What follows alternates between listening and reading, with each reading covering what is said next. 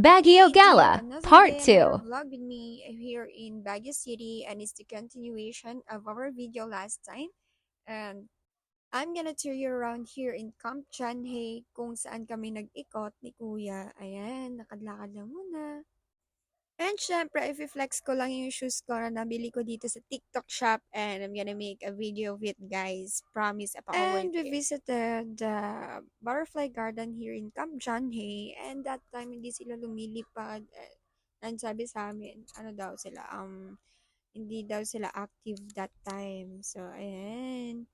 Madami pa sila kasi and hindi after namin sa butterfly garden, sa baba naman ng nilakad namin, no, and nagutom din kami. So, ayan, nag-Milo lang ako or hot choco daw. Pero, lasa siyang Milo. Umorder pa si kuya ng lomi and di ko na na-video. Pero, okay naman, masarap naman siya. And by the way, that was around in Camp Johnny lang din, yung kainan. While walking papunta sa bahay ni Johnny, narinig kong micro, so inikot ko talaga yung paningin ko, makita lang siya. Ayan o, nasa puno pala.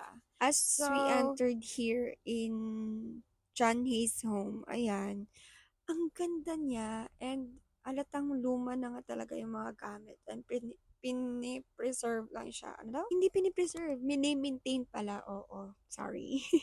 So, galing kami sa sala niyan and ayan yung sofa. Pupunta na kami dining nila. Tingnan nyo naman. Ang ganda ng mga gamit nila. They also have that, anong tawag dyan? Di ko alam. Nag-explore lang din naman muna kami. So, samahan nyo na din kami, guys. Pero alam nyo ba, ang creepy dyan eh. You know why? Kasi, onti lang yung tao nung pumunta kami. So, parang ang bigat siya sa feeling. Siyempre, alam mo naman, dati daw may kwento kasi na yung Camp Chanhae is military na-search ko talaga siya, guys. So, it's a former military facility. So, hindi natin alam yung mga, kung sino yung mga namatay dyan, di ba? Ayan, nag-mirror shot ako. Buti wala akong kasama. Yun, ang ganda ng place though. Pero, mabigat talaga siya sa pakiramdam. And, yung katahimikan, hindi mo mapagkaila na ano, kakabahan ka talaga. So, Camp Johnny was built in 1929. So, i-pause nyo lang yung video para makita nyo yung place. And after that, lumabas na kami. And this time, dito na kami sa terrace nila. And while walking, doing a video, nakita ko yung butterfly na to. Ang laki niyan, guys. As in. Hindi ko alam if kakabahan ako or may excite or basta bigat sa feeling. Tinawag ko pa si kuya para ipakita to sa kanya. At this point, pumasok kami sa bedroom ni hindi ko alam. Ayan, dyan na ako sa labas nagbi-video. Sabi ni kuya, pumasok ka. Eh, sabi niya, kinakabahan ka, no? So, yun, pumasok na lang ako. Eh, kinakabahan nga din naman talaga ako. Basta may kwento ako about it, guys. So, next is pumunta naman kami ng history trail and pababa siya. So, hindi siya masyado ganun kapagod. Pero, pag aakyat kami later, ay, nako, hingal na hingal kami, guys. After namin mag-ikot-ikot sa Camp Johnny, since apakalawak talaga ng Camp Johnny, guys, mapapagod ka lang, pero worth it din naman lahat. So, next, dito naman kami sa anong tawag dito? Now we're here sa hindi ko alam, pero nakalimutan ko siya actually. So, parang garden siya nila.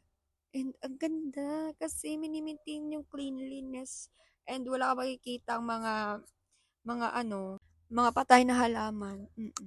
So, ay, bakit nakikita ako dyan? So, mali ako, guys. Hindi pala siya well house. Nakalimutan ko lang talaga kung saan yan. Oh, 'di ba? Pagod yung mukha ko kasi ilang oras after yung tulog namin dyan, tumawag si kuya, yung kapatid ni kuya. Yung isa ko pang pinsan, yon na ano daw, mag-firing daw kami. And while on the way, guys, muulan and grabe, nagfa-fog na talaga. So, ingat-ingat sa pagdadrive si Manong driver.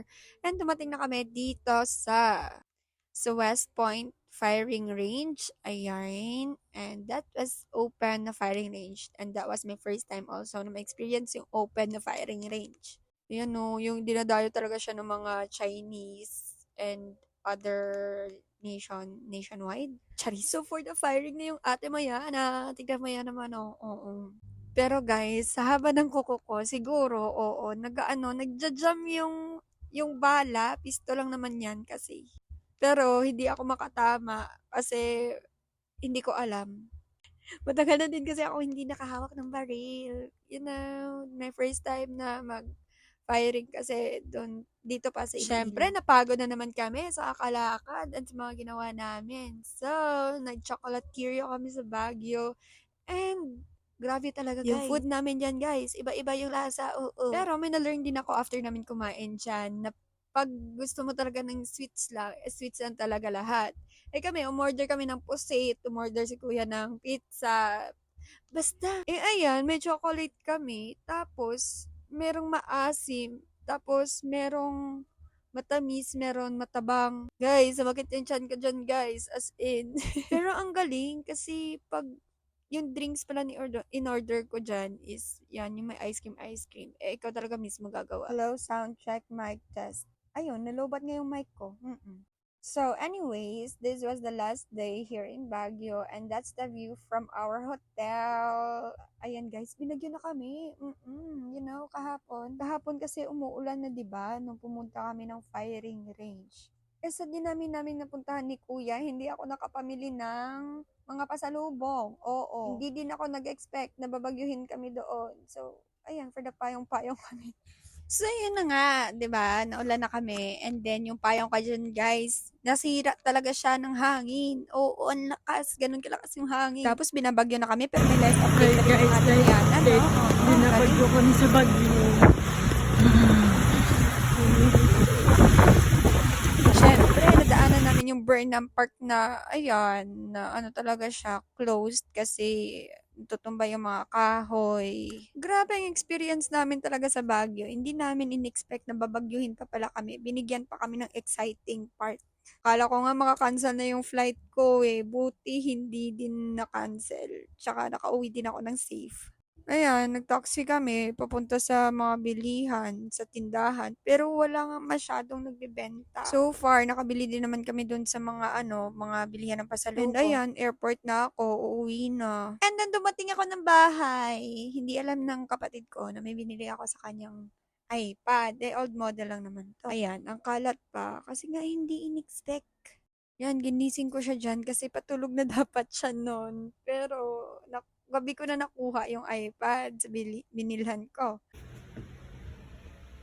Look.